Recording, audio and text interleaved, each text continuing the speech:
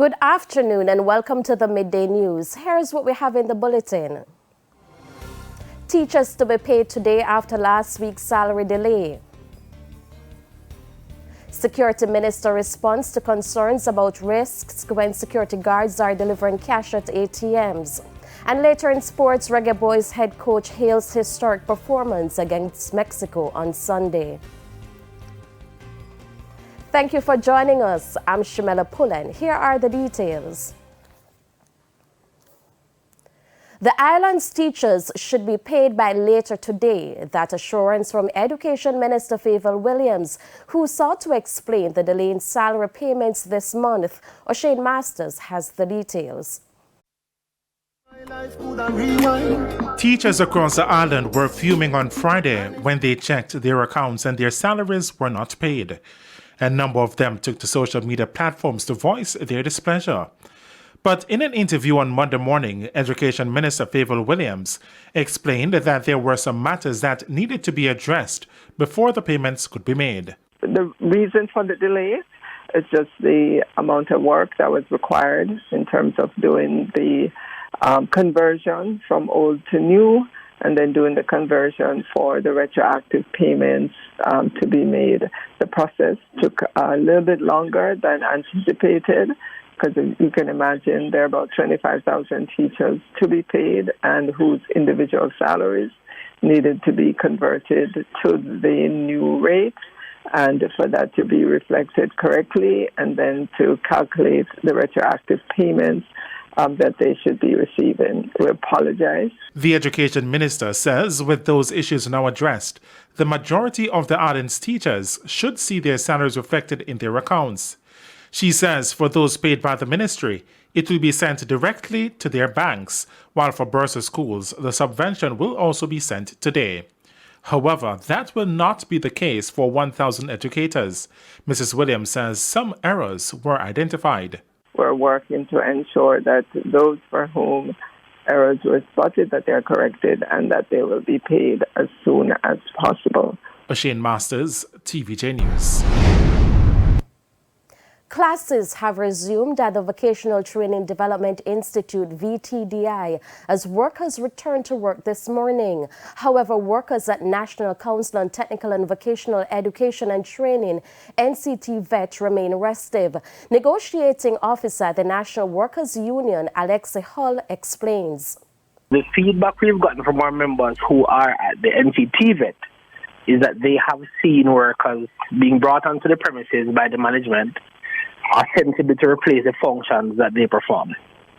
I have not received any reports from the VTDI as yet, but I will see to get clarity on that as soon as I can. Based on the goodwill that was established in the meeting on Friday evening, I did try to make a call to the managing director, Dr. Tanisa Ingleton, but my efforts were unsuccessful. Last week, workers at the NCTVET and VTDI took industrial action over monies they claim are owed to them from the Heart NSTA Trust. A meeting was held last Friday involving delegates of the institution and the management of Heart NSTA Trust to discuss a way forward. Mr. Hull says coming out of the meeting, the workers were optimistic and planned on resuming their regular function this morning. See if we can find a way to have it addressed. And the meeting on Friday, I think, brought some clarity to the process that will get us to that end result. There is an engagement session planned for 2 p.m. today, where the union leaders along with the workers will discuss the outcomes of the meeting on Friday. And I have to be honest with you, things are looking up.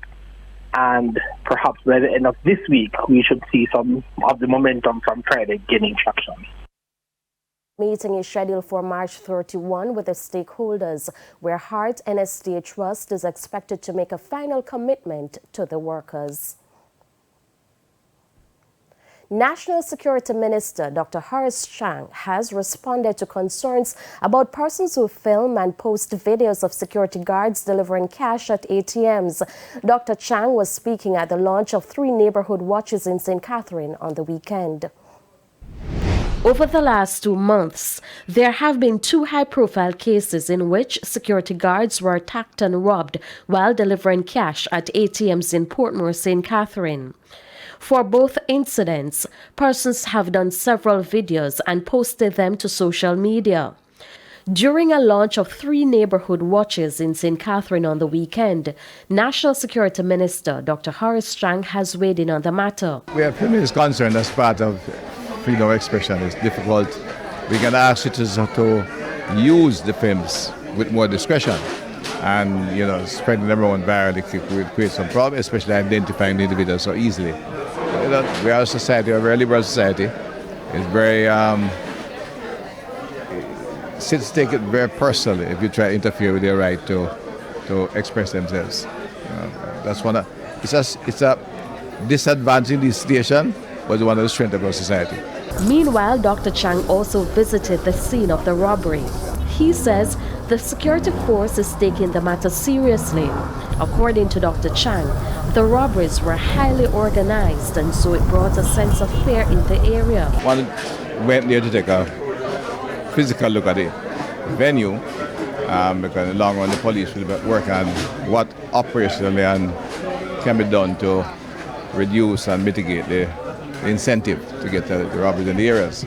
But more critically is to reassure the citizens that we take the event very seriously and we'll be looking at the overall policing for the area. I also went to the police station so to get a full briefing. In fact, South St. Catherine, in terms of robberies, is doing significantly better than those in the last year. The National Security Minister is insisting that the security forces have the capacity to apprehend criminals, and they are making headway in these cases. The officers in South St. Catherine said themselves that they're taking some localized action, which is operational, and therefore on the behalf of the Commissioner of Police. But work is being done. I don't want to go into details. They are making significant progress in the investigation. And at the end of the day, we'll have improvement in both how the movers of money manage the money they're moving around, as well as the criminals realize that the police have the capacity to really find them, apprehend them. Police Commissioner Major General Anthony Anderson says it is now time for the Jamaica Constabulary Force to get more involved in Jamaica I. The Police Commissioner was speaking at a function in St. Andrew recently. Karen Simpson reports. With an increase in criminal activities over the past few years, the government had launched a national closed-circuit television CCTV surveillance program dubbed Jamaica I. The aim is to assist the police in its crime-fighting efforts to bring perpetrators to justice. Police Commissioner Major General Anthony Anderson says since its inception, the police have only been users of the program, and so it's time for the force to get more involved. Clearly, we're going to have to recalibrate how we roll out Jamaica I. It is one of the most impactful things that we can do. As a matter of fact, it has assisted us with many major cases and current cases, because once crimes are committed and cars are involved, they usually drive on roads. And at some point, they're going to intersect with us. But Major General Anderson says keeping cameras serviceable and up and running are some challenges they face in the process. And how do you roll out the requirement in a way that you don't end up having to replace the old one before you even bought the new one?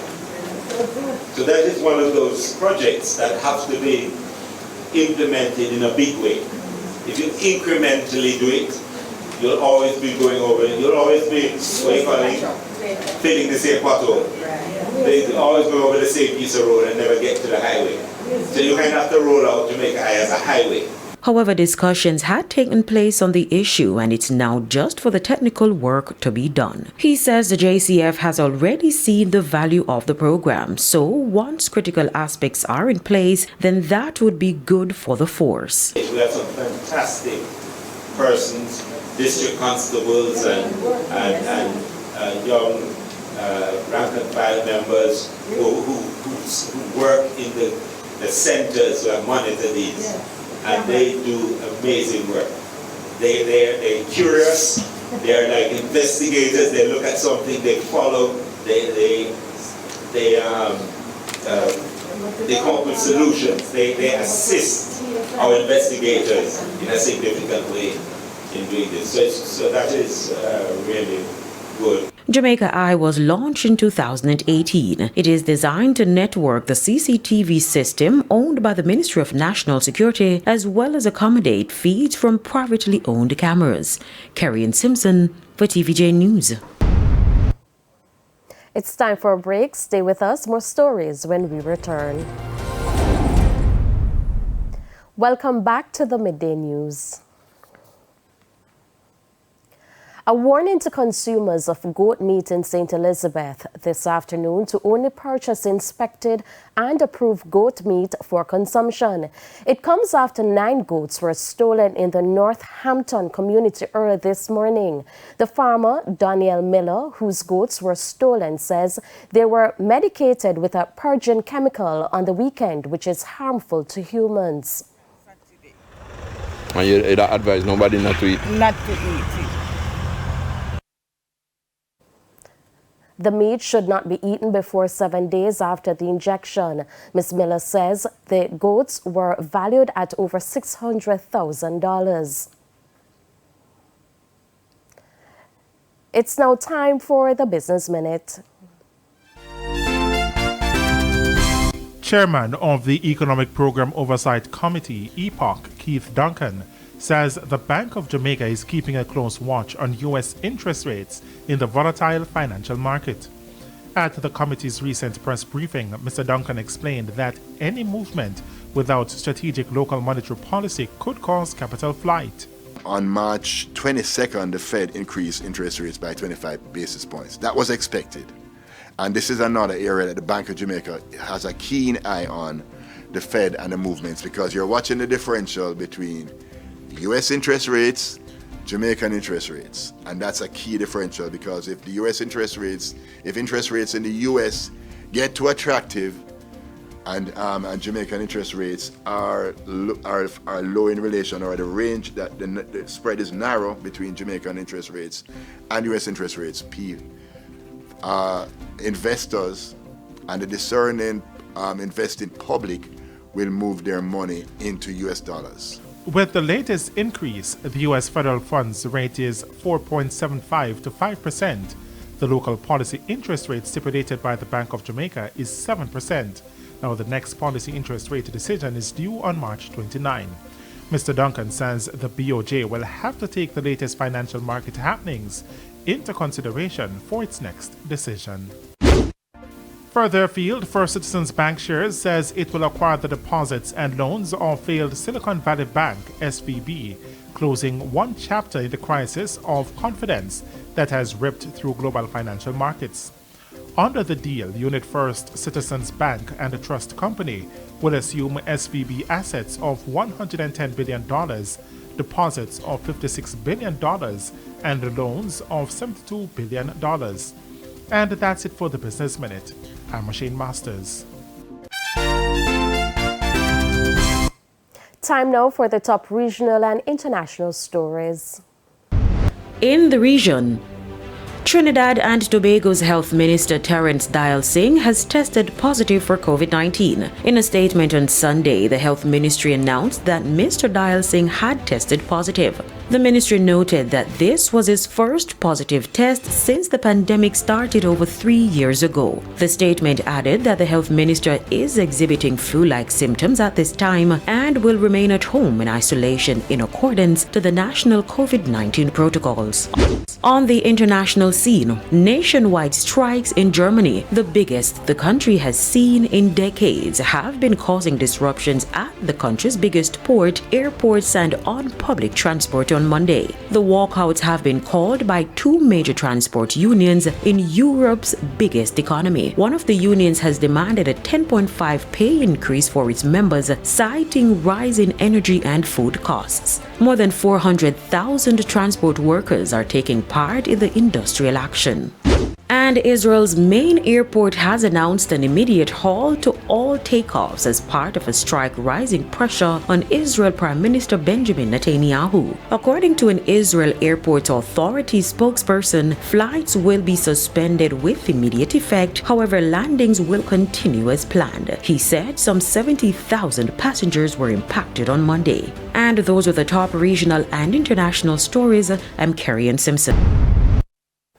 On an editorial note, in our story in Midday News on Thursday, March 23, about a partnership between the Heart Trust NSDA and the Filippo Baptist Skills Training Center in St. Catherine, we incorrectly stated that Heart NSDA Trust donated several pieces of equipment, including 8 desktop computers to the center.